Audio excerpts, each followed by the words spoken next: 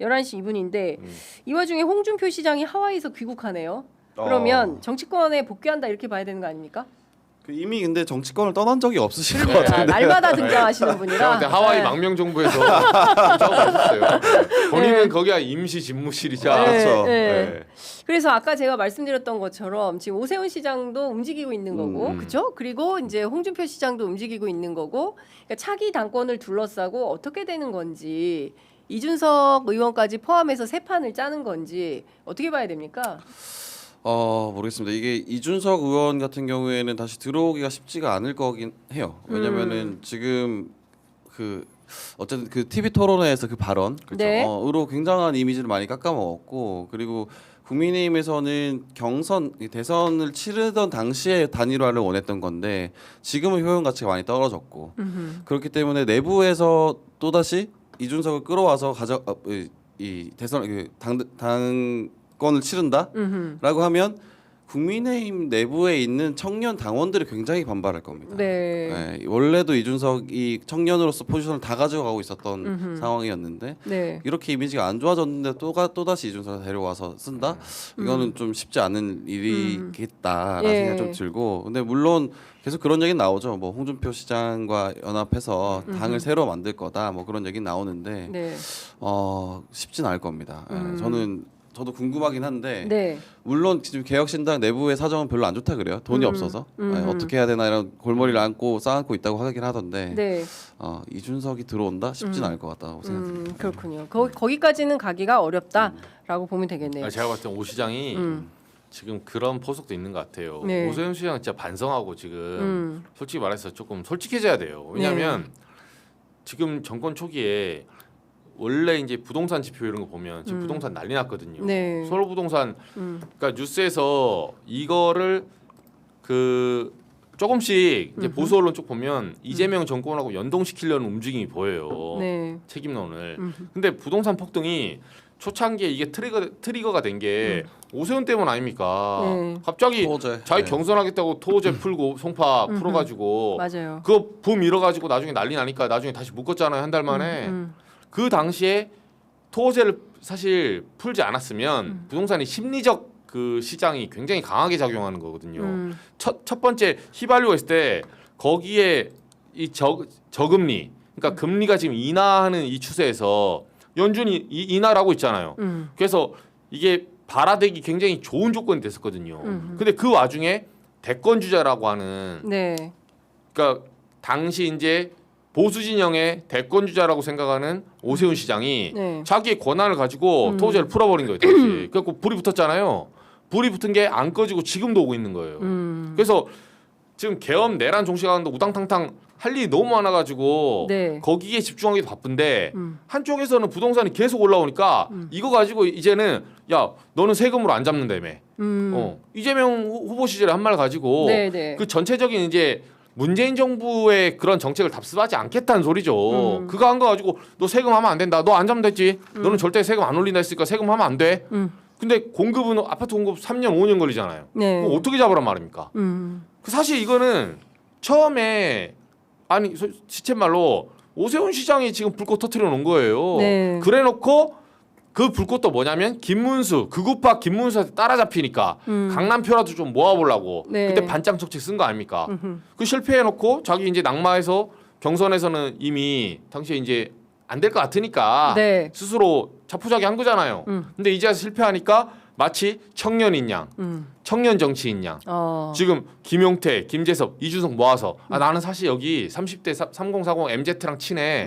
지금 코스프레 하고 있는 거예요.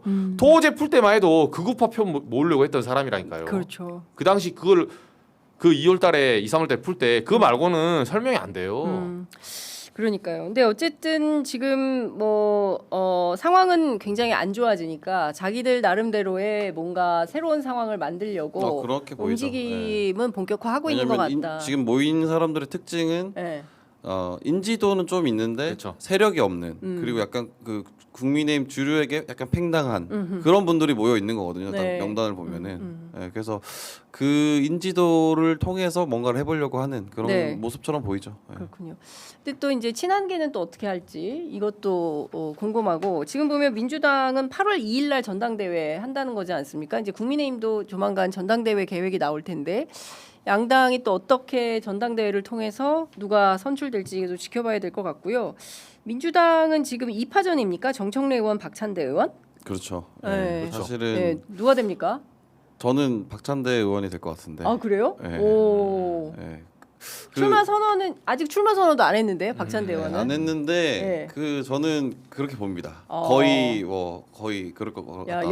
여의도 돗자리 박형광은 박찬대 물론 당대표. 취재한 것들이 있죠. 오. 바탕으로 생각해봤을 때 네. 박찬대 의원이 될 것 같다라는 생각합니다. 예. 지금 시간이 넘어가지고 이제 마무리해야 되는데 조금만 얘기해 주세요. 취재한 내용.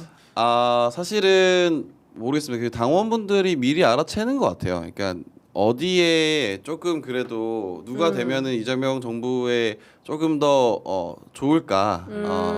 좀 제가 완곡하게 표현하지만 그렇죠. 그래서 박찬대 의원 쪽으로 당원들의 이미 마음이 많이 기울어져 있는 것 같다라는 생각이 좀 들고. 초반에 당정 일치가 중요하거든요. 네. 그리고 이게 되게 특이한 것이 뭐 어쨌든 정청래 의원은 당정 일치 안 합니까? 뭐 정청래 팬들이 혹시 보고 있나요? 보시겠죠. 아니, 저는 정청래 의원 쉽지가 않아요 말하는 아니, 게. 네, 좋아해요. 좋아하는데 그런 거 의식하지 말고 자신 있게 당당하게 기자님. 보수당에는 쫄지 당당하게 마. 잘하는데 아유 우리 또 민주당 예, 이게 댓글이 무서워요. 아니 왜냐면 민주당 지지자들에게 괜히 이게 원래 당내 싸움이 기본적으로 당내 예. 싸움이 부담이 있는데 갈라치기 한다는 소리 듣기 딱 좋거든요. 맞아요. 그렇죠. 예. 네. 그리고 실제로 갈라치기 하려는 의도가 있는 매체들도 많아요. 그러니까. 박 기자는 저랑 그렇지 않은데 아는데 이거 조금 토시 잡아가지고 야 둘이 붙었다 해가지고 갈라치기 하려고 하거든요 초반에. 딱 제목 보면 알죠. 네. 어떻게. 근데 저는 갈라치기는 아니고 예. 그 움직임상 박 기자랑 이제 동일하게 보면 당정일체는 네. 박찬대가 좀 더 유리하다고 당원들이 판단하고 있다라고 취재가 됐어요. 그렇죠. 네, 저도. 그렇군요. 두 분 모두 공이 네. 와 수요일 날 박찬대 의원 저희 프로그램 출연해서 인터뷰하기로 했는데 네. 두 분의 기자님들의 판단을 근거로 해서 여쭤보도록 하겠습니다.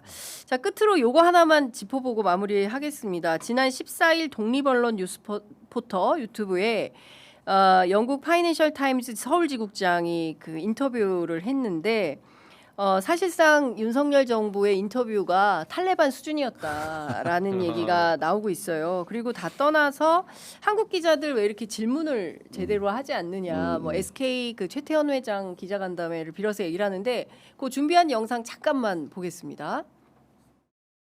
Che gave this presentation about Busan World Expo. Yeah. But he also said, for example, this will generate $60 billion of revenue or profit for Busan and for the country. It's complete nonsense. What I found so surprising is no Korean journalist put their hand up and said, what are you talking about? Yes. Where did you get the $60 billion? Yeah. You're bidding against the Saudis who have all the money in the world. Oil money. And all the money. How on earth do you expect to win against them? And no one asked any skeptical questions. It was saying, Che. 그러니까 다 떠나서 그 왜 한국 기자들은 질문을 그렇게 안 하느냐. 뼈 아픈 얘기네요. 예. 그죠. 우리 질문하는 기자 그 매주 월화 월화수목. 저녁 저녁 7시 반 예. 예, 질문하는 기자 CBS 이정주 기자의 질문하는 고맙습니다. 기자 오늘 네. 저녁에도 합니다. 저녁 7시 반. 여러분들 아침에는 취재 편의점 보지만 저녁에 7시 반에는 우리 CBS 질문하는 기자 고맙습니다. 이정주 기자를 만나면 또 오늘 근데 장은커님이 분석. 우리가 채널이 너무 작으니까 그때 네. 얘기하다 뉴스아이킥 얘기하고 우리는 쏙 빼고 말씀하셨다. 아침에 경고. 갑자기 서운해졌어. 아니 괜찮습니다. 아니, 그거는 저의 문제죠. 제가 파이가 적은 저의 문제고. 아유, 왜? 아니 아유, 장은선 왜 선배도 이렇게- 모르는 매체를 왜 이렇게 자성해? 좀 더 적극적으로 질문하고. 예. 해야 되지 않을까? 예. 오늘은 저희 헬마우스. 오 헬마우스. 헬마우스 생방송 출연합니다. 임병빈 작가 제가 네, 그렇게 네. 모시려고 하는데 네. 아침 시간에는 안 부인하고 나오셔요. 뭐 네. 운동해야 필라테스 돼서 안 합니다, 나온다고. 아침에. 예, 그래가지고 저희도 어렵게 모셨는데. 거기도 부인 사랑이 대단한 사람이에요. 네. 그래서 안 나온다고 그래가지고 하는데 어쨌든 오늘 질문하는 기자의 이제 헬마가 나오는군요. 네. 그 아파요. 그 외신 기자들한테 저런 지적 당할 때마다 매우 곤란합니다. 그렇죠. 예.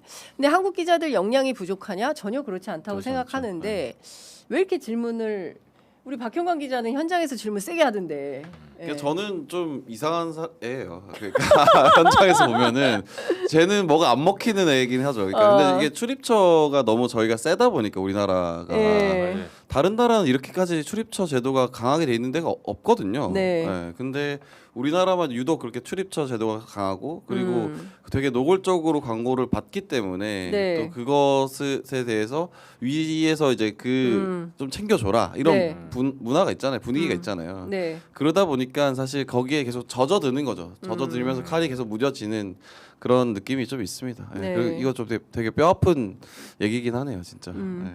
그러니까 참 우리가 그 기자들이 저는 이 언론 개혁을 꼭 해야 된다고 생각합니다. 이재명 시대에 그 국민 주권 정부 시대에 그 우리 언론들이 제대로 보도를 해서 사실 언론이 이 사회를 바꾸는 주요 주체 중에 하나 아니겠습니까? 그래서 그런 차원에서 저희가 이거 좀 살펴봤고요. 어찌됐든 그 윤석열 정권 하에서 못했던 인터뷰를 이재명 대통령 좀 하면 좋겠네요. 파이낸셜 타임스가 그죠. 예, 새 정부 대통령은 꼭 외신 인터뷰 중에 넣으면 좋겠다라는 생각이 좀 듭니다. 아이고 13분이어서 이제 마무리를 해야 되는데 오늘 굉장히 유의미한 슈퍼챗이 들어왔어요. 어허. 예. 그 97년생 이상은 생일 축하해 US 달러로 10불을 쏴 주셨는데요. 상은이 없는 세 번째 상은이 생일상을 차립니다. 김치찌개가 전부인 단촐한 생일상입니다. 시간 되시면 오셔서 만나게 드시고 짧지만 찬란했던 상은이 삶을 함께 기억해 주시면 그걸로 이태원에서 별이 된 외동딸을 가슴에 묻은 어미와 아비는 큰 위로를 받을 겁니다. 이렇게 말씀을 주셨습니다. 6월 27일 금요일 오전 11시부터 저녁 7시 30분이고요. 청년 밥상 문간이라는 곳이고 이대점이라고 합니다. 참 네.